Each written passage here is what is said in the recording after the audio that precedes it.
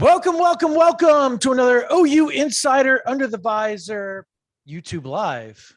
My name is Brandon Drumm. I'm here with Parker Thune, and I had to think. I do that every damn time. I had to think about it. Almost went with the podcast because I have the same intro. I'm a one-track dude. I'm a guy that just stays the course, man. I'm here with Parker Thune. My name is Brandon Drumm.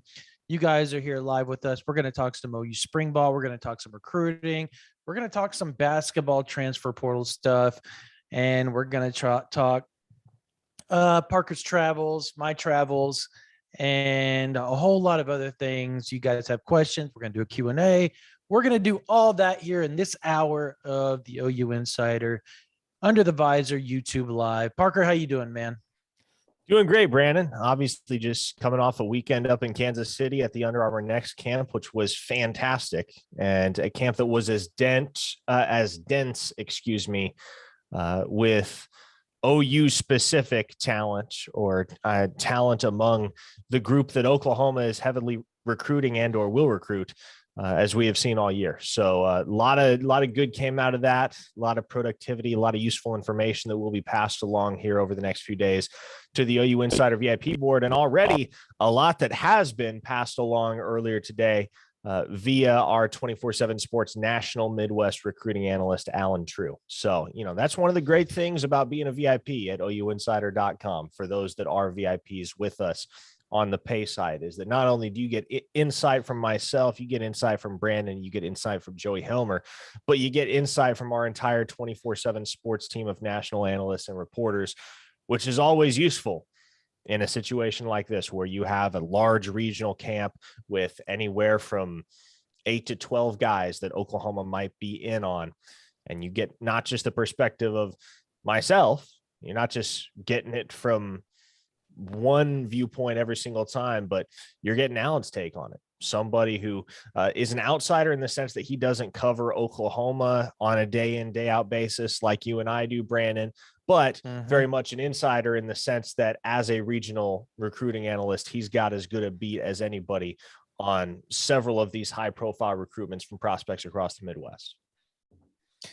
Yeah, you guys had a lot to cover. This weekend, a lot of guys that OU's actually offer. Venables is very much a Kansas, Missouri guy. And so his comfort zone is, let's go grab some of those candidates. And it was the same way whenever he was with Oklahoma previously. And obviously with Clemson, Isaiah Simmons is a big name. Jaron Kanak was obviously going to Clemson, went to Oklahoma instead when Venables decided he was going to be the head coach at OU. So this has been something that Venables is very accustomed to doing over the last 20 years, is going into, his home state. I know he's born in Florida, grew up a little bit in Florida, moved to Kansas when he was, in middle school or whatever. But, he has a very tight relationship with a lot of the staffs that coach the high school ranks there, and it works out for Oklahoma and Missouri, Nebraska, Kansas, even the state of Oklahoma, Arkansas. Like, he's been there. This is like his little region, his little area where he's done a really good job recruiting over the years, and he's going to continue to do so under obviously his regime at the University of Oklahoma. Now, Parker, you were there, you watched. OU's obviously offered numerous players. You did an update on OU Insider VIP yesterday. It was just a quick update. It wasn't like, real detailed, all that type of stuff. But if you could unpack it for us just a little bit, what you saw, who stood out as far as that is interest in Oklahoma, and, where do things stand with those guys? And does Oklahoma have a chance to maybe have a surprise high-level 4-star on the defensive side of the ball that could be skyrocketing up the rank in the 2022-2023 class potentially? Yeah, absolutely. Just kind of set you up there, softball there. Softball. Very, very, very nice work. But yeah, obviously provided some real-time updates yesterday on the 24/7 Sports OU Insider VIP board. Kind of let Alan do his thing. Didn't want to steal his thunder today. So Alan had several very useful VIP notes on the board, and I'll be following up with some insight tomorrow from my perspective. But look, this camp was all about PJ Adebawore. That is a guy that, I mean, I've got it on pretty good authority, Brandon, that dude is about to see a pretty significant rise up the rankings. I mean, he was the best player on the field yesterday at the combine, regardless of position, really showcased his length and sheer athleticism. At 6'4", 240, he fits the mold of that prototypical edge rusher where he's got the potential to maybe bulk up and be a hand in the dirt defensive end, depending on what the ultimate vision for him is. But one way or another, regardless of whether he's in a 2-point stance or a 3-point stance at the collegiate level, he's a freaking mismatch. And he's somebody that's capable of beating just about anybody that he lines up against. I think what's most impressive about PJ Adebawore is he's much like Bai Job in the sense that he still has another level that he can take his game to that he hasn't even scratched or sniffed yet, because he's only played 1 year of defense. He was a tight end wide receiver type player before last year, his junior year at North Kansas City. So he's still learning the ins and outs of technique on the defensive side of the ball. He's still learning all of the things that he can do technique wise and with his hands and ways that he can leverage his speed and his strength to be able to beat offensive tackles off the edge. He's going to be a really special football player, and he already is. He's so long, he's so muscular, and he's so fluid in the way that he moves. At one point, they were going through drills, and Allen remarked, man, the way he's flipping his hips, the way he's changing the direction and backpedaling, he's moving like a safety would move. And that's a 240-pound guy who's going to be an edge rusher at the next level. So that is a guy that right now has his 4th star from our 24/7 Sports Rankings Council, but is not in the top 24/7. That is going to change. Can promise you that is going to change. That is a guy that I think, quite honestly, Brandon, has a ceiling in the top 100 by the time this cycle is wrapped up. And obviously, if Oklahoma can maintain their early momentum in his recruitment, that is going to be huge.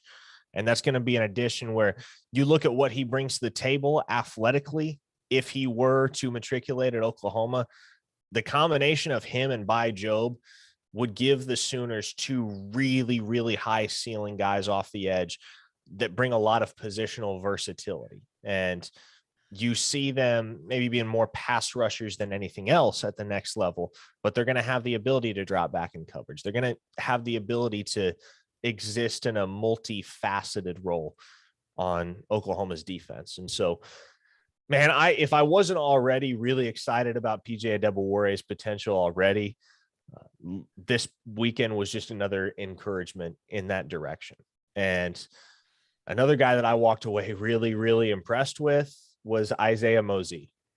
And again, that's not me talking, Brandon. That's everybody talking. The 2025 wide receiver out of Lee Summit North. I'm pretty sure I might have been the first person to ever write about him back in July, because Caden Green told me when I went up to visit him, this might end up being the best player that's ever come through this area. And I'm buying it on Isaiah Mosey if I wasn't already. He's barely 15 years old. Barely 15 years old. Just turned 15 in February. He won wide receiver MVP at the camp yesterday. And he is a 2025 guy, huh? And he is going up against nationally ranked players in the classes of 2023 and 2024, guys that are 2 and in some cases 3 years older than him. I mean, the athleticism that he brings to the table and just the innate feel for the wide receiver position, as well as his ability to just move, man, I'm pretty sure he ran maybe the 3rd or 4th fastest 40 at the entire combine, at the entire showcase. So that is a guy that if you are an OU fan and you have not already filed his name away as somebody to watch when the time comes for the Sooners to offer class of 2025 prospects, do that, because Isaiah Mosey is going to be really, really special. And let me tell you this, Oklahoma is going to pretty immediately be in the driver's seat to land his commitment when they offer him. And I say when, because that is a matter of when, not a matter of if. Now, obviously, a whole bunch of other guys that we can go into. Caden Green was outstanding. I love where OU sat with him and continues to sit. And that should be a huge encouragement to Monica Evers, who's basically become the team mom at the University of Oklahoma. And she was on Twitter today asking about offensive line recruiting. And that's a guy right now that you can feel really confident in is Caden Green. He's going to take all 5 of his officials. We've discussed this before, but Oklahoma leads for him right now. And then Dylan Edwards, man, I was really legitimately impressed with what I saw from Dylan Edwards yesterday. And it wasn't a secret to anybody that dude could play some ball. But I think what struck me most about observing him was seeing how adept of a receiver he is. And he can move. We know he's got speed. We know he's got plenty of it. He's one of the fastest players in America. But at only about 5'6", 5'7", there are some concerns about Edwards making the transition to the next level because of the lack of size and the lack of bulk that he has, or rather doesn't have. But what I saw from him as a receiver really, really impressed me, because for being a guy that's so relatively diminutive against all the guys that he's lining up against, he really has an innate feel for how to position his body and how to position his hands and how to compete for the ball when it's in the air. And that's a guy that I just continue to be impressed with, because I've seen him now probably 3 or 4 different weekends over the course of the last couple of months. And man, he's impressive for being as small as he is. And there's a reason why he's on the verge of blue chip status right now in the 24/7 Sports Composite. Now, another good thing, another thing to feel good about with regard to Dylan Edwards is that he was just back on campus at Oklahoma this past Friday. He's going to be back on campus by the end of the month. I would guess probably for the spring game if I had to put money down. So it's looking like OU and K-State are the 2 places that he feels most comfortable. He's kind of holding out for the Texas A&M offer. Whether that comes or not, I don't know. But right now, this is shaping up to be a race between the Wildcats, his father's alma mater, and the Sooners. So you tend to favor Oklahoma in that race just based on prestige. But a lot can happen between now and whenever Dylan Edwards ultimately makes his commitment, which I expect will be in either July or August. Obviously, 6 crystal ball predictions in for Dylan Edwards to Oklahoma. That's where the safe money is right now. We'll see how things transpire. But, man, the more and more I see a Dylan Edwards, the more and more I am convinced that is a guy that's going to provide a dimension to Oklahoma's offense that it just hasn't had before. Yeah, and there's some people that feel like, maybe some of the offers are kind of slowing down for Dylan Edwards. Maybe people aren't pushing as hard. And I get the size question, but I don't. When you see his speed, I just think that trumps everything. If you can get that guy out in space, if you can somehow scheme for him and get the ball in his hands where he can make things happen with his speed, like you said, that weapon that he creates, the things that he can do to put the defense on their heels is something that doesn't come along all the time. And I mean, Oklahoma had a type of guy like that in Hollywood Brown. He was very similar. I know that Dylan Edwards is shorter, but as far as like stature, not being able to really put on a lot of weight, all those type of deals, very eerily similar. I mean, is that a decent comparison when you look at their play styles to you? Yeah, I'll say this. There's not really a perfect comparison for Dylan Edwards when you're thinking back over all the guys that have worn the crimson and cream over the years. Okay. I think there's some merit to the Hollywood Brown comparison. Obviously, Edwards is more of a running back. Brown was a receiver. I think there's some merit to the Quentin Griffin comparison, but at the end of the day, Dylan Edwards is a unicorn. He's a guy that, like I said, there's nobody like him that has ever worn the crimson. And so I think he's just going to be a very unique flavor if the Sooners do close on him. But I do see similarities to Hollywood Brown in the way that he plays the game and just the explosiveness that he has and his ability to get away from everybody. Yeah. Well, okay. So you brought up the spring game. We'll get back to recruiting here in just a minute because we're going to talk a lot about recruiting throughout this YouTube live. We're going to talk a lot about the spring practices and what we've been hearing, standouts, all that type of stuff as well. Get to y'all's questions. But I think we'd be remiss if we didn't talk about last Friday's presser with Brent Venables, where the last thing he did before walking out of that press room was essentially challenge, call out the fans, however you want to word it. He went on a, what was it, like an 8 or 9 minute diatribe of what the kind of what the fans needed to do because the OU players are doing that and more. And if they can't show up for one day, regardless of the weather, regardless of this, that, or the other, and help do the best, if they're going to be the best has got to be not just for the players, it's got to be with the fans type deal. And he went on and on and on about it, essentially saying, put up or shut up to the fans. And if you want to get the top recruiting classes in the country, you have to show up and help them get the top recruiting class in the country, because there will be some of the top players across the country.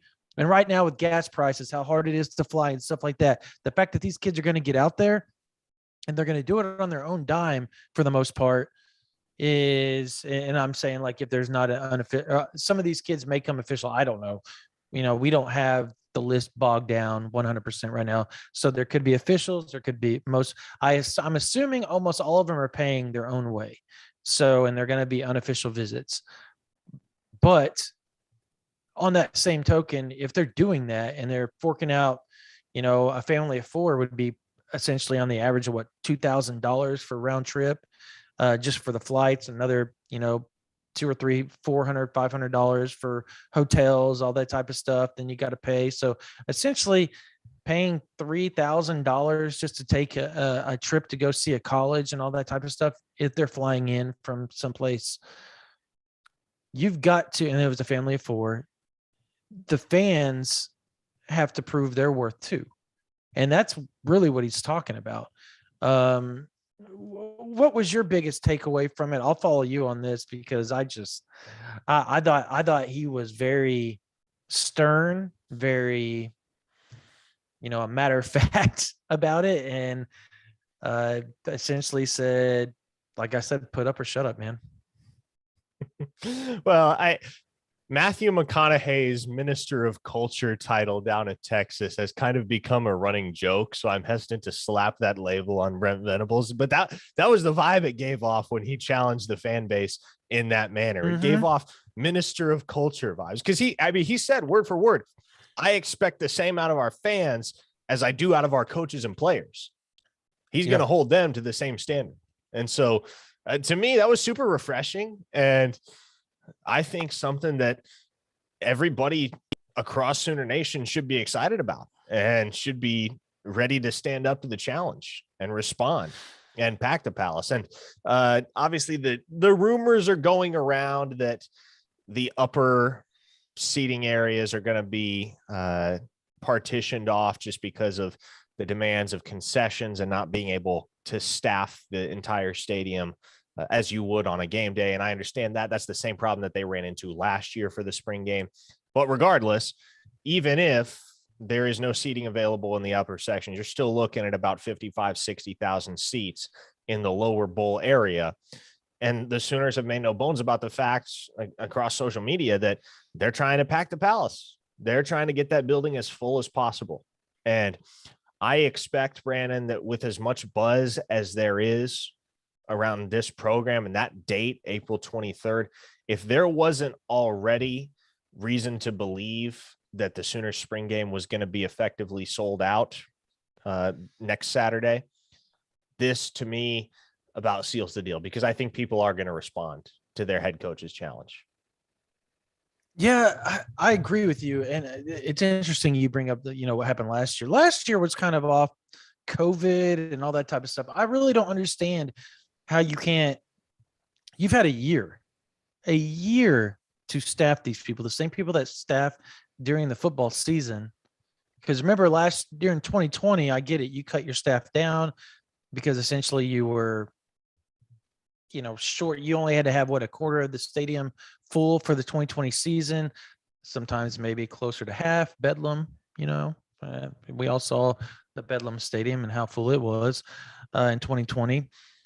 But if you don't have that type of staffing, I see why 3 months later or 4 months later it was hard for them to staff people for the spring game in 2021.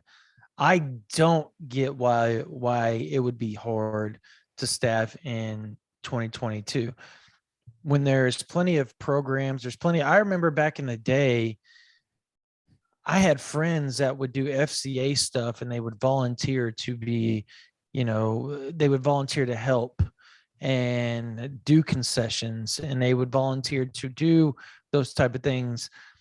I guess maybe they don't do that anymore. I don't know. But if you're running short on staffers, why not go to, those type of groups and ask them, hey, you've got FCA people from all across the state. Can you guys come and staff the concession stands? Come in on a Friday and, do all those types of things. I guess I'm just trying to figure out kind of how, all that stuff is, accumulated here. As far as wow, man, I got that going on in the background now. But anyways, yeah, I was just What was that? I guess I don't get it. That was I don't I guess it's a commercial that popped up on YouTube. I paused the YouTube for the screen because yes, people are asking if I'm in a hotel room. I am. I'm in a hotel room, and I was trying to have the OU Insider Live thing, so I pulled up the YouTube on there and just kind of paused it on the opening screen, and it had a mind of its own there for about 2 seconds. So I had to stop it. But yeah, I do they not do the FCA stuff anymore, man? Like where they volunteer and do the concession stands and stuff like that? I don't know. I mean, they used to. I know they used to because I had buddies that did it. And you would have other universities like the Southwestern women's basketball team would come volunteer and do that, and that would be part of their community outreach program stuff, was to help the University of Oklahoma during the football weekends and stuff like that, whether it was spring game, whether it was a home game, all that type of stuff. And obviously the University of Oklahoma would help pay for, like, they would give donations and stuff like that to help raise the money and stuff. But why don't they go back to that same format to make sure that they're staffed full? If you're going to call out and say, hey, let's pack the stadium, have the whole damn thing open up. And I don't think everybody's going to be upset if they come in knowing like, hey, you're going to have to go downstairs to go get your food. So you might want to get it before it kicks off. And you might want to go at halftime to go get the other ones. I mean, as long as the bathrooms are open, right? I'm like spitballing in my head how all no, that I goes. mean, yeah, no, I'm tracking with you. So I don't know. But I thought you said it was refreshing. It was matter of fact. It was awesome. Honestly, like really awesome how stern he was. And essentially the last few times that the OU fans have been called out, they've delivered on the task at hand, whether it was Texas Tech in 2008, whether I can't remember what game it was under Lincoln Riley that they did that. But do you remember what game that was that he called them out? Maybe somebody else will remember, because he did call the fans out during the game. I do remember that. I remember the soundbite from the presser. I remember. Yeah. I couldn't tell you what the opponent was or what year that was even. Must have been 2019.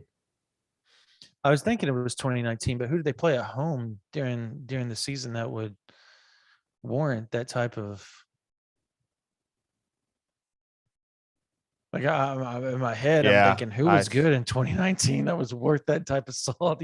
Was it West Virginia? Was it West Virginia that year? Because I it thought might have been. 2018 was West Virginia where they were really good, but they went to West Virginia.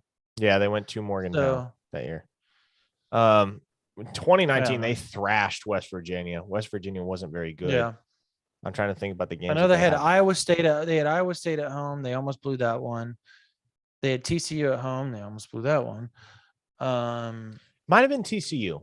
Might have been TCU. Was it TCU? Because that would have been on the heels of the Iowa State game where they very nearly blew that big lead. And some of the fans had left early because the Sooners were up 42-21 going into the fourth quarter. So it might actually have been that game. Yeah. Regardless. No, yeah. Well, I know we're totally, digressing there. Did anybody else, as far as what you did, where you were at this weekend, did anybody else stand out that you think maybe Oklahoma should be close to offering, and maybe a teammate of one, Caden Green? Very subtle. Well, I mean, Isaiah Mosey is a teammate of Caden Green, but it's pretty common knowledge, and I've reported it on the OU Insider VIP board that when the time comes for Oklahoma to offer 2025s, be very surprised if Isaiah Mosey isn't one I'm of the talking about first ones to Nawari. pop. But I know who you're talking about, and that's Williams Nwaneri, who was a 4-star in the inaugural 24/7 Sports top 24/7 for the class of 2024 last week. So I believe they ranked him something like the number 181 player in the country. That dude is a baller, man. And I think what's intriguing about him is that he's an edge guy right now, but he's also 255 pounds. And you can just tell by his frame and the way he carries that weight that he's got the potential to be so much bigger. And so that is a guy that I can foresee bulking up to 285, even 295, and play an interior at the collegiate level. That is a guy that I think, similar to PJ Adebawore, is going to see his stock rise in the rankings, particularly after this weekend, because he earned defensive line MVP honors, obviously not eligible yet to get the All-American game invite, but was MVP among the defensive linemen, and really opened a lot of eyes to his potential because he's only played half a season of varsity ball. And that's kind of the conversation that we've had before when talking about why Oklahoma didn't offer him when he took the visit on March 5th. And look, there are a couple of reasons. I think on a very basic fundamental level, it has a lot to do with why they haven't offered Zadavian Sims either. And I just disappeared, man. We can't make it through one of these YouTube lives without my webcam feed cutting out at some point. But there we go. This does not happen during podcasts. No, it doesn't. We'll be sitting here for like 2.5, 3 hours, and the web feed never cuts out. But here we are trying to get through an hour of the YouTube live, and boom, I'm in and out repeatedly. But no, so I think it's part of the same reason they haven't offered Zadavian Sims yet. And that's because they lead right now for the top 4 defensive linemen in the class of 2024. So I understand that in the end, maybe you don't end up with all 4 and things start to trend another direction with somebody like Kevin Brown Schuler or Nigel Smith, just to pick a couple examples. But I do think there's going to come a point in time at which Oklahoma's kind of going to have to offer Zadavian Sims and Williams Nwaneri, because if you want to keep those relationships tight, at least Summit North High School, and believe me, I was making the joke standing next to Alan True and Ryan Wallace this past weekend at the Under Armour Next Camp. I was making the joke that I'm pretty much going to have to be a Lee Summit North beat reporter over the next few years, because the talent that Oklahoma is going to recruit out of that school going forward, it is not limited to Caden Green, Williams Nwaneri, and Isaiah Mosey. Between those 3, I think they're going to have a top 100 player in 3 straight classes, 23, 24, and 25. But they've got plenty of other dudes too that are going to be national names by the time it's all said and done. So from that perspective, man, I think that I don't want to get too far ahead of myself. I would say that Oklahoma is going to be well advised to offer a guy like Williams Nwaneri down the road. I agree. Whether it happens this month or whether it happens a year from now, when, say, one of those 4 that they lead for that are among the top defensive linemen in 2024 ends up committing elsewhere, something like that. Because look, I think everybody is kind of on the same page with regard to those 4 right now. Are you in outstanding position for each of those guys? Yes, absolutely, without question. But signing day for 2024 prospects is over a year and a half away. You're not going to get all 4 of those guys. It's fun to dream, and it looks like a virtual certainty that you're at least going to get 2 of the 4, but you're not going to end up with all 4. And so you're going to kind of want to diversify your. You don't think you could? Oh, you could end up with all 4? No, it's just like if that happens, that's the biggest coup in the history of Oklahoma recruiting. Like, find me a class that would be as good as that one in the entire history of OU. Okay, name the 4 that you're talking about. Name the. So, David Stone, T.A. Cunningham, Evan Brown Schuler, Nigel Smith. All those dudes are going to be 5 stars. Yeah. If they ended up with 4 5 stars at the same position, you don't 3 out of the 4, but 3 out of the 4 you don't think is 3 out of the 4 I think is attainable. I think you could get 3 out of the 4. I can go with that. I can go with that. Yeah. Right now, I will say they get 2 of the 4. Mm-hmm. That is I agree. And that is I think what it's I'll wager. Smith and Stone right now. Yeah. I think it's Smith and Stone right now. Is who I'd probably lean on. Just location. Yeah. Well, I would say my money is probably going to be on Smith and Cunningham, or not Smith and Cunningham, Stone and Cunningham. Smith will be in. Okay. That'll be one to monitor. Texas A&M starting to get pretty heavily involved with him too, and of course they are. As of late, it's kind of hard to bet against Texas A&M with 5-star defensive linemen, but we'll see how that one shakes out. Okay, let's dive into that, because I know what's going to happen right in the questions right now. Everybody's going to go, well, why don't y'all talk about the A&M stuff? Y'all don't ever talk about that stuff. People say that in the chat that I've done. They say that, like, and we literally discussed it on the last podcast. If you didn't listen to it, but let's go even further into it. Look, okay, I'm of the mindset that they've got to hit a wall eventually. And if they go 8-5 this year, or 9-3, or something to that ilk, which is very likely. I mean, I don't think they have the quarterback play to literally win more than 8 or 9 games. And if they prove me wrong, I'll sit here and say, dudes, I am so wrong, because I think everything around them is set up to be very elite with Texas A&M. But I don't think they have the quarterback. I don't think they have elite quarterback play yet. I think that is something that's been missing with Jimbo Fisher's teams through years, outside of when he had Jameis Winston. And even then, at the tail end of Jameis Winston's career, he started to kind of tail off into, non-elite play. But since they've been at A&M, Kellen Mond was supposed to be elite. Never happened, right?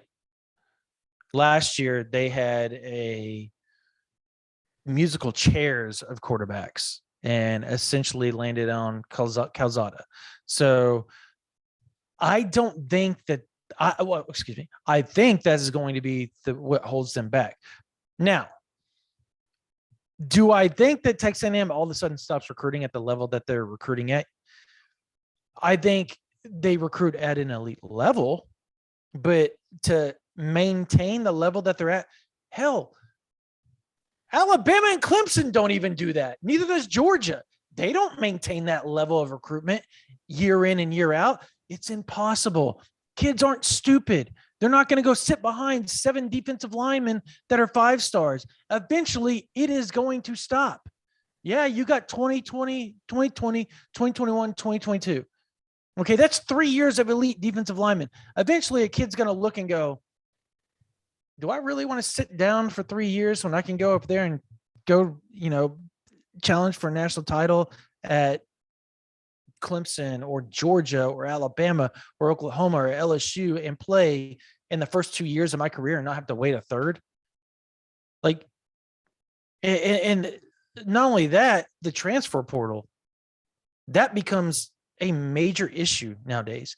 And if anybody's going to say, I don't care if you're an A&M fan, I don't care who you're a fan of, if you're stacked at the position the way A&M is at the defensive line, I mean, look at OU basketball. They didn't even make the NCAA tournament this year, and they have 3 dudes that are already in the portal, right? Or 4, I think. I can't remember the total number. But the point is those guys don't want to sit behind people. Harkless sees the writing on the wall. He's messed up his knee. He sees that they're bringing in all these other guys. CJ Nolan's skyrocketing up as far as his play goes. He may not play that much this coming year. So what do?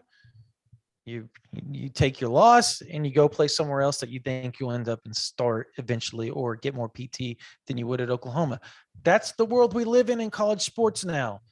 I cannot see people sitting on the bench for 2-3 years and going, I'm going to wait my turn to play, even though they could be playing and starting at a place and playing for a national title somewhere else, and essentially helping them. Let me riff off that, because I think guys will do that at a place like Alabama. Mm-hmm. And the difference between Alabama or Georgia or Oklahoma or Clemson, those are different breeds. Though. Well, no, I use the Alabama example because there is a difference between Alabama and Texas A&M, and it is not strictly limited to the fact that Alabama has 6 national championships over the past decade and a half, and Texas A&M doesn't have one since World War II. The difference between Alabama and A&M as football programs is that right now, Alabama has an outstanding culture, a culture that has been established by one of the greatest to ever do it in Nick Saban, somebody who can convince a guy that, hey, you are better off coming here because you are going to get the best competition that you're going to face all year in practice, not on Saturday. You're going to be going up against guys in practice that will be far better and far tougher than anybody you're going to go up against on any given Saturday. And I've done this before. You can take a look back at XYZ players that have all gone down this same path at Alabama and gone on to have tremendous success at the next level. The culture at Alabama is part of why Nick Saban can recruit these outstanding classes year in and year out and compete for national titles year in and year out. The culture at Texas A&M, I'll tell you what, I heard some stuff through the grapevine this past weekend at the Under Armour camp in Kansas City that very much corroborated my theory that that culture down there at A&M is not really going to be conducive to the type of on-field success that many would expect a recruiting class as talented as A&M's 2022 cycle would produce. Now, that's been their problem. Same thing with Texas for years. Exactly. Well, and the other thing, and I literally said this word for word as I was chatting on the sidelines yesterday with a high school coach from the area. I said, I think the issue that Texas A&M is going to run into is the same issue that Texas has been dealing with for the last 10 years, which is there is too much money and too many conflicting interests from stakeholders for that program's good. At a certain point, there is too much money and there are too many stakeholders for a program to be able to run efficiently and effectively. I mean, a Texas booster showed up to practice in November, December, and let Steve Sarkisian know, yep, you're coming back next year. Don't got to worry about your job security. I mean, that kind of epitomizes the struggle for Texas ever since the Mac Brown era started to wind down. That is insane. Who is pulling the strings on the puppets at Texas? Who is it? Because it seems like, and it has seemed like for quite a while, that there are just a whole bunch of people jockeying for position and jostling for control. When you look at the hierarchy of Texas football, and I have the same worry with Texas A&M. who ultimately is going to be running the ship? Who is going to be in charge? And I think when you have that concern combined with the reality that you're trying to build a program around the Alabama model, when historically you just don't really have much that you can go toe to toe with Alabama on, and you don't have the same foundation that Alabama's culture was built upon. I worry, man. I worry about Texas A&M, and I worry about whether it's all going to come together the way that people think it really is down there in College Station. That's kind of my my deal with this is like, and I read a comment said, they have a culture on defense. Do they? Like, were they one of the best defenses in the country last year? Because I don't remember seeing that.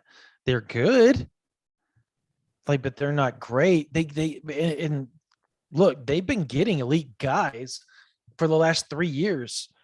It just hasn't come together for them, and for whatever reason that is, and we can probably all agree that the most important position on the field is the quarterback position. You can have as good as you want on the defensive line. You can be as good as you want on defense, but eventually you're going to break that bend. You're going to bend, you're going to bend, you're going to bend, and eventually there's going to be a crack in that bend. And if you play a good team with a good quarterback, they're going to make that little crack into a gaping hole. And water goes through the easiest path of the least resistance, right? Same way as a quarterback. They're going to eventually find that path of least resistance on your defense and torch you. And that's been kind of their deal. Go ahead. I'll finish mine in a second. No, you're good. On that note, with regard to quarterbacks, your window at Texas A&M is Connor Weigman, because Connor Weigman's special. Yeah, he is. Yes. If you can't get to a college football playoff while Connor Weigman is on campus at the controls of your offense, it's not happening. That's going to be a problem, because at that point, when does it happen? Yeah. And I'm here to tell you that I don't think, I think Texas A&M fans need to be kind of realistic here. Like, he's going to be a freshman next year. And I think he was probably the best quarterback during the spring game the other day. And again, that's not saying a whole lot, because the spring game, they just didn't. And people are going to be like, well, you're putting too much stock in the spring game. Am I? There's a 3 quarterback battle. You don't think that the coaches aren't putting stock in how they performed in front of 25, 30,000 people? Because they are. And if they didn't perform their best, I guarantee you those coaches are sitting there going, we've got work to do at the QB position. We've got to figure out somebody that's going to take that lead and do what they need to do. Whereas you go to the flip side at the University of Oklahoma, you know who that guy is. Now we're going to get to see exactly how good Dylan Gabriel is, how good Nick Evers is, how good Ralph Rucker, and I'm trying to think of everybody that's playing the quarterback position right now at Oklahoma. There's several walk-ons. Oh my gosh, who's the kid from Las Micah Vegas? Bowens. Micah Bowens. There you go. Yeah, so they're going to get to all 5 of those guys. You're probably going to get to see, and but you won't get to see the same amount of reps. I'm assuming right now that you're probably going to see Rucker, Evers, and Gabriel probably going to get the vast majority of the reps. And yeah, and I think we're going to know exactly who it is as far as a backup, or have a better feel for the backup. Now, having said that, Oklahoma, how A&M feels at the starter position, where they're just kind of shaking their head, scratching, going, you got to find somebody, right? I think they feel that same way about the backup position. I think they're trying to find somebody. They're trying to, fill out Rucker, fill out Evers, and at the same time, essentially still looking at the transfer portal going, okay, let's see who pops in after, all these spring games happen and who pops into the portal. Because, I think you and I both agree that if Oklahoma can find somebody they feel fits, they're going to go after them and try to get them to come join Oklahoma and be the backup going into the 2022 season. That way it allows Evers to grow more, learn the offense better, and be tutored by Dylan Gabriel for a year or 2, depending on how long he stays and, learn from a guy that is essentially just a great leader and a great person and can play the ball, can play the quarterback position at a high level, assuming he can take that next step from, conference, whatever he was at, the American Conference to the Big 12. So, which I assume he's going to. Yeah, I'm already looking forward to 2024, man, because I think that battle between Nick Evers and Jackson Arnold for the starting quarterback position is going to be fun. Because it's going to be really good. I love both of those dudes as quarterbacks. It could be 2023. That could be 2023. Yes. Yeah, but you could have two freshmen 2023. Yeah, I don't know if you rush Arnold in that quick.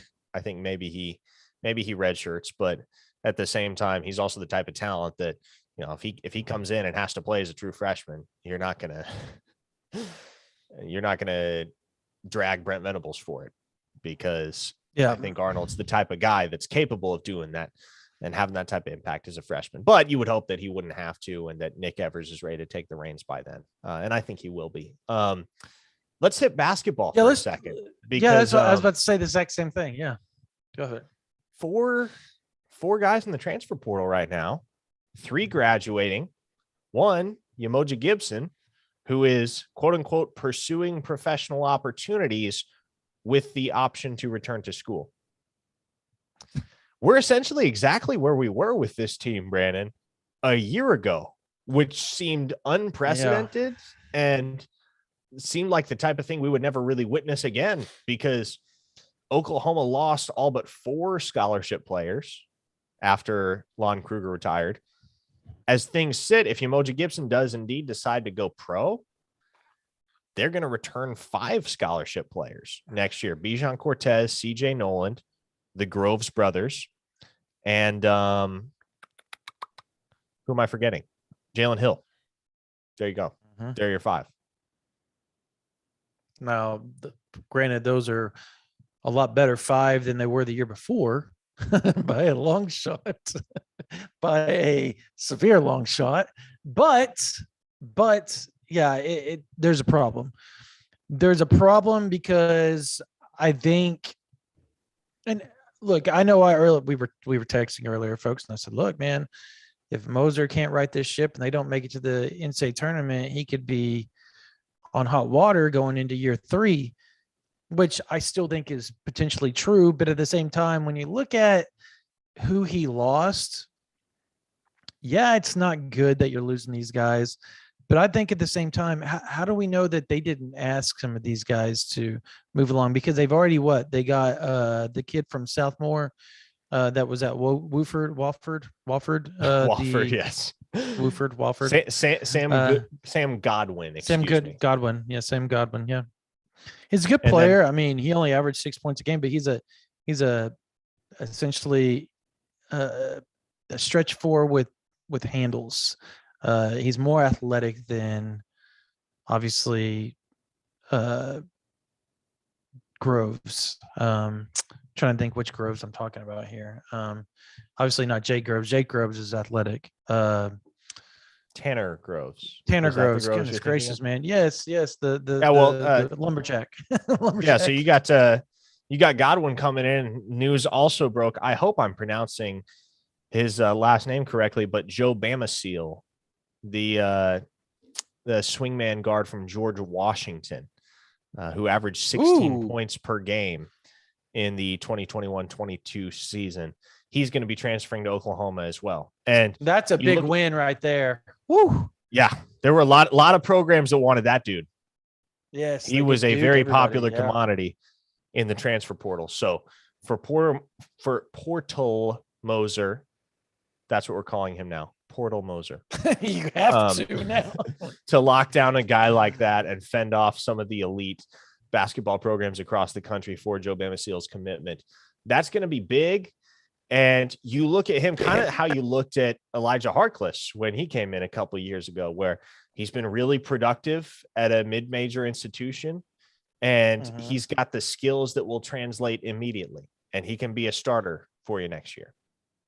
Could you imagine, and hear me out on this, you start Jake, Tanner, Jalen Hill,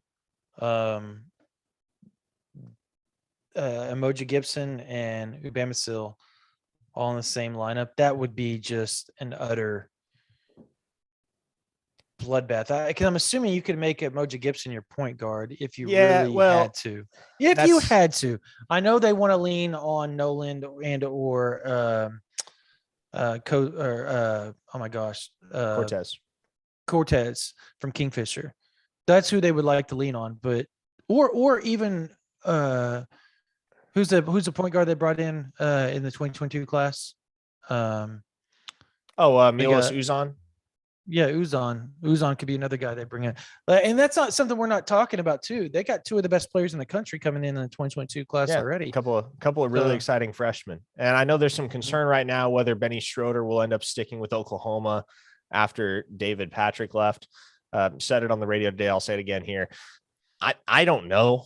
We don't know a lot about Benny Schroeder just because he plays his ball over in Germany, and I don't think he even has a Twitter account to my knowledge. So that is a guy that we'll have to keep tabs on and kind of monitor what the situation is there.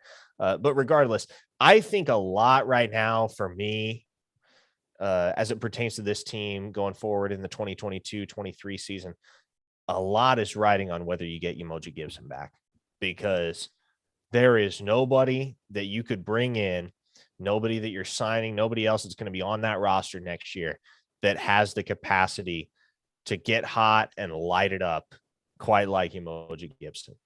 I mean, when he is on and when he is feeling that shooting touch, he is one of the most dangerous players in America. And you saw that in spurts this past season. You've seen it in spurts the previous season as well. When that guy is feeling it from beyond the arc, he is a difference maker. And he got a lot better this past year at creating his own shot. And I think he's a player that, quite honestly, he needs another year at the collegiate level. I think if he has another year and you put him in a situation where he's handling the ball a little bit more, maybe he has a future in the NBA. Because right now, there's just no NBA team is in the market for a 6'1", 170-pound shooting guard. They're just not. And so if Emoji Gibson plays professionally next year, it's not going to be in the NBA. He's got to get to the point where if that's what he aspires to, he's got to get better at handling the ball. He's got to be able to run point rather than just being your shooting guard. So I think another season with Porter Moser's program would do him a lot of good. And I think Porter Moser has to make every effort to get him back, because if you do get him back, you're pretty confident with whatever you're rolling out next year, because you bring back 3 starters in the Groves brothers and Jalen Hill, in addition to Emoji Gibson. So technically you only have to replace one starter, and that would be Jordan Goldwire. So Bamisil would be the guy, obviously. Yeah, you throw in Bamisil or some combination of CJ Nolan and Bijan Cortez and Milos Uzan for that matter, you're feeling pretty good. Where do you think Utwe or Otwe, I can never pronounce his name. Uwe, whatever, how to pronounce his name. Man, when it comes to those the African names, I'm like the worst at pronouncing them. But he's a 6'6" guy, you know, kind of what would you consider him, kind of a combo forward type guy? Yeah, I mean, that's kind of how I see him. He's intriguing to me. Honestly, I think he may need a year. And I think he's thin. Yeah, and I think Porter Moser's in a position where he doesn't necessarily need to rush a guy like that onto the floor. Obviously, this past year, he needed another ball handler besides Jordan Goldwire, and that was why you saw Bijan Cortez playing as much as he did. But I don't think he's going to be in a position one way or another, especially if you get Emoji Gibson back, where you're going to need to rush Otega Uwe along. And so I would say more so than Milos Uzan, he's probably more likely to take a year and redshirt and just get comfortable and get acclimated. And then he's an impact player come 2023. But, you know, we'll see about it. At the end of the day, we've seen guys make rather unheralded rises to stardom before. So I'll say this.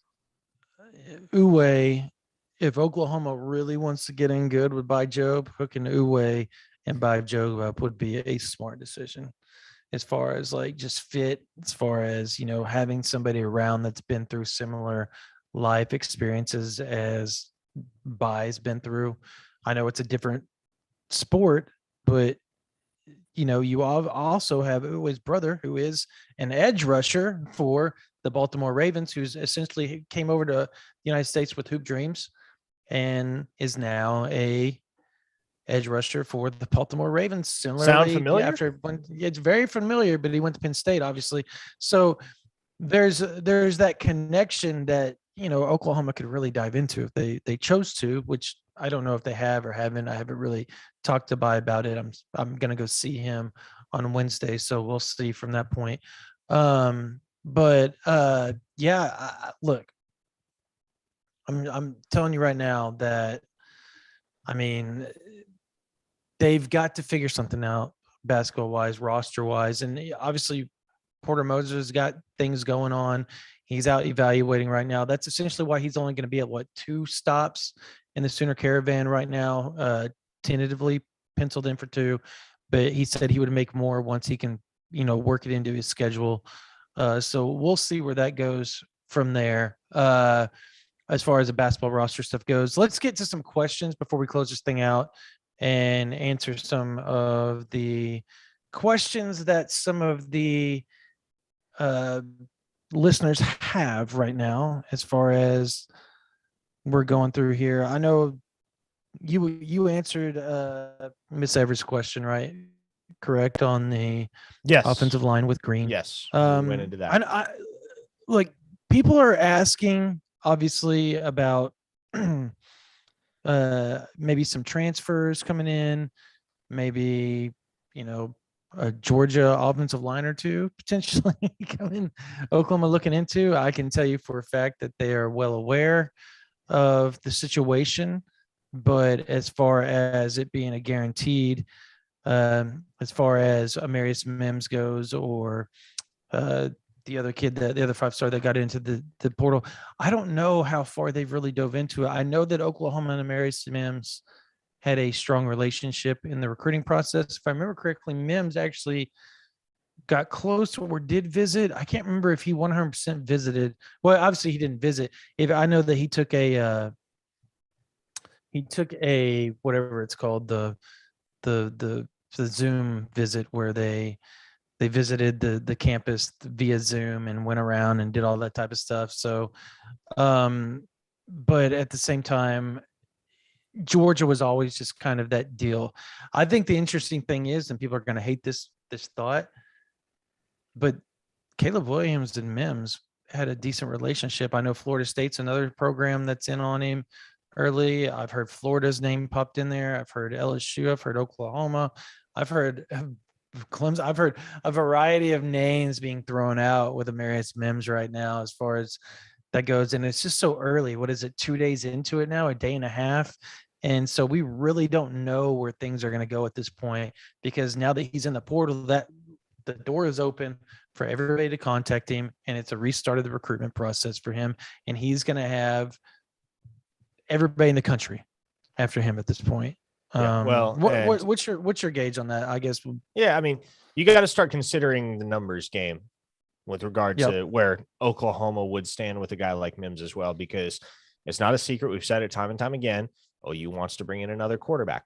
That's a scholarship right there. Now, and a running back or wide receiver too. Yeah, at that point, you're getting pretty tight on your remaining scholarships. And so, do you add another running back? Do you add another wide receiver? What happens, Brandon? What happens if Clemson gets done with spring ball and some of those guys decide that they want to follow Brent Venables? What if what if a couple of those guys say, you know what, Jaron Kanik did it, I'm going to go ahead and do it. I'm going to walk into Dabo Sweeney's office and tell him I came to Clemson for Brent Venables. I want to go to OU for Brent Venables. Do you maybe hold a spot or 2 open on into the summer, just in case somebody that contributed on Clemson's defense under Venables wants to hit the portal? And I'm not saying Brian Breesy is going to transfer over, for goodness sake, but I mean, like, that possibility is certainly out there. And I don't know if that's something that we've talked about enough. The reality that there may be players at Clemson that want to follow Venables. And obviously neither Venables nor Dabo Swinney was going to let that happen immediately. But does that door swing open once spring ball concludes? I think that'll be interesting to watch as well. Can you see Venables doing that? Because I don't know if he would take. I don't know. Well, the player would have to beat down the door like Jaron Kanak did. Venables wouldn't go actively recruit those guys to follow him. But if those guys said, we're following you, and Venables had Dabo Swinney's blessing, I mean, look, it's exactly like the Jaron Kanak situation. If that same situation were to take place, I think Venables would accept one of those transfers.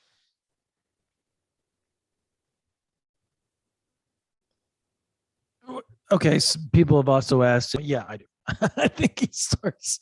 I don't know. I mean, it's hard for me not to see him as a starter at this point. I mean, if you're looking at we've heard, Wanye Morris, you've heard big steps that he's taken this year, very mature things that's happened with him. You've heard things with Anton Harrison at the tackle position. I think you and I both would agree that those are probably going to be your tackles this year, right? To start the season. Would you agree with that? Yes. Wanye Morris, Anton Harrison.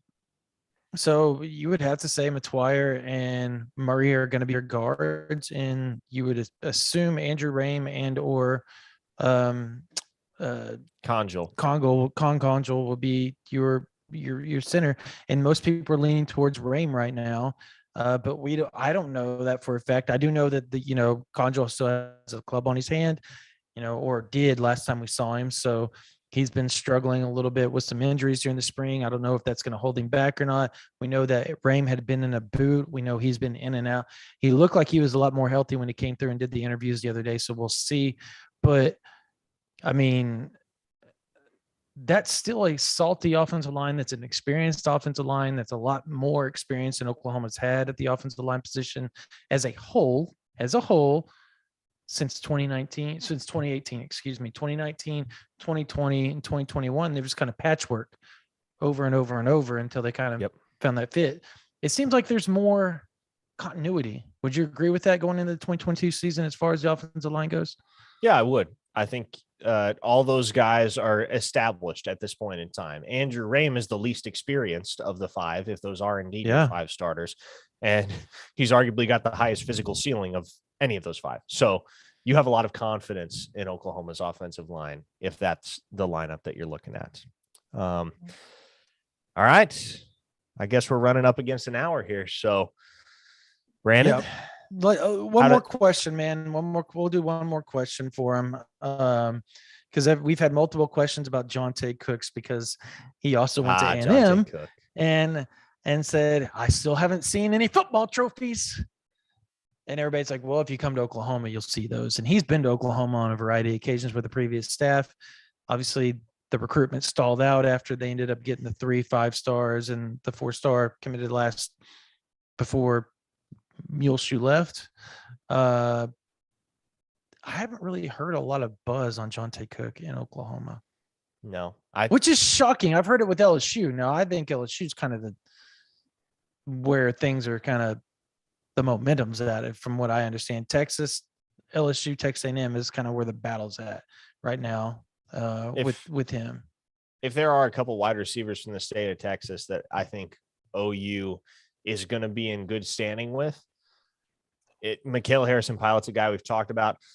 There's been some interesting buzz about Jaquazi Petaway as well. And while I'm hesitant to buy that 100%, that is worth keeping an eye on. He's coming for the spring game.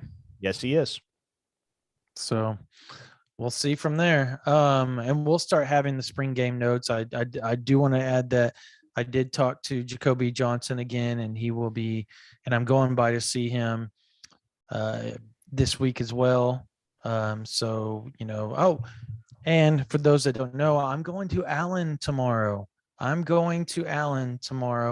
see David Hicks before he leaves, see Michael Hawkins Jr., the 2024 4-star quarterback who just won MVP at the Rivals camp. I'm going to see obviously Umeazulu, the 5-star edge rusher who seems to be coming. believe he's coming for the OU spring game, or that's the plan at this point. I'm going to talk to him a little bit more. And they got a 2025 or 26, I can't remember, tight end that everybody swears by. I'm going to go by and see him, see what the buzz is there. I know we saw him at the Under Armour camp, and he was a large human being, but it's the only time we've ever seen him. He was a great athlete, really built, strong guy. So going to go by Allen. Then I'm going to go by on Wednesday to see by Job and potentially Jacoby Johnson, and then we'll go from there. So yes, I'm in a hotel room. I was down here for my son's 7-on-7 tournament, the national tournament they had down here this past weekend with the championship deal, and lost in the semis. So we'll see. But yeah, and watched a couple of guys, watched some risers that came up, try to get in with a couple of kids coming up through the younger ranks that are probably going to be higher ranked guys. And that was kind of my job this weekend down here in Dallas while he was up in Kansas City at the UC Report camp. So anyways, do you have any plans for this coming weekend, Parker, so that they know? This coming weekend, I'm going home for Easter. I'm taking the weekend off. That's what I'm doing. I will be enjoy the holiday. And I got to go to Durant, man. They got that big 7-on-7 tournament where there are a bunch of big teams from all across the country are coming in. Obviously, my kid's playing in it as well. He's a third grader. He's on the 5th grade C4 team. So we're going to go watch him. And obviously, I'm going to cover the whole tournament after he's done and get you all some interviews and stuff like that.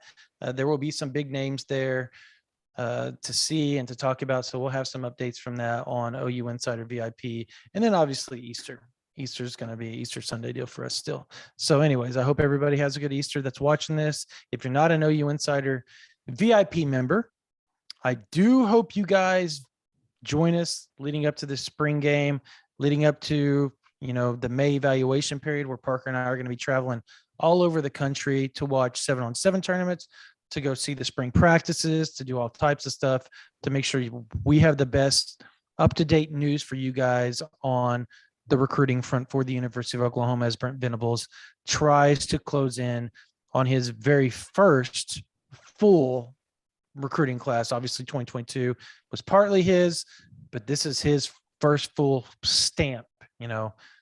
He's got his finger on the whole class going into 2023 and beyond. So we're going to try to have that for you guys. Obviously the Champion Barbecue coming up on June 2nd through the 5th with all the camps, the elite camps. There's 4 of them in June.